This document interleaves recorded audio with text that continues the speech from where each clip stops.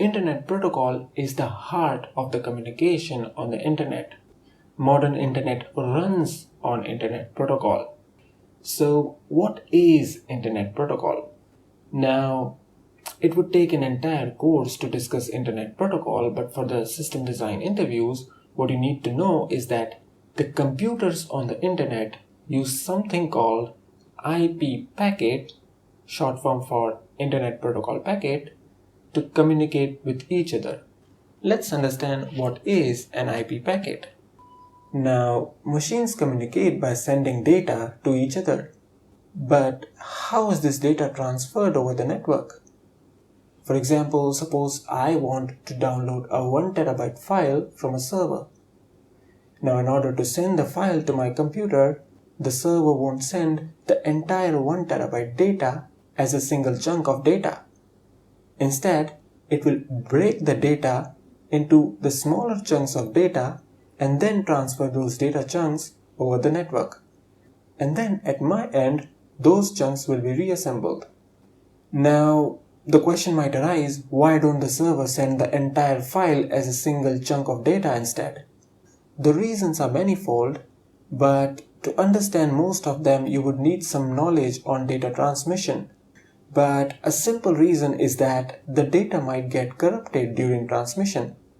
So, if you're sending the data as one big data chunk, and suppose during the transmission, the data got corrupted, you would need to resend the entire data chunk instead of resending just a small data chunk that got corrupted.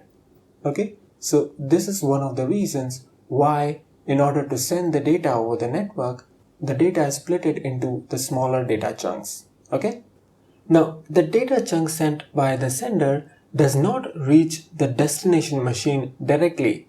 It has to go through a complex network of routers on the way before it reaches the destination.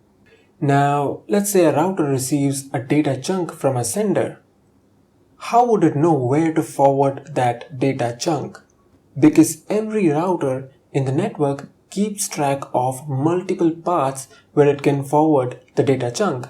So, of course, the sender needs to provide the IP address of the destination so that the router can select the best possible path to forward the data chunk.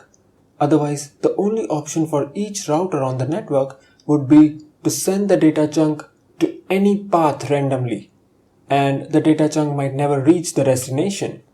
So what happens is, the sender prepends a header to the data chunk. This header, along with some other information about the data chunk, will contain the destination IP address. And the sender also appends a trailer to it to mark the end of the data chunk. This combination of header, data, and trailer is known as an IP packet. So when a router receives an IP packet, it uses the header of the IP packet to access the destination IP address, and then it forwards the packet to the best possible path. So the devices on the internet communicate with each other using these IP packets. And for the system design interviews, this is all you need to know about the Internet Protocol.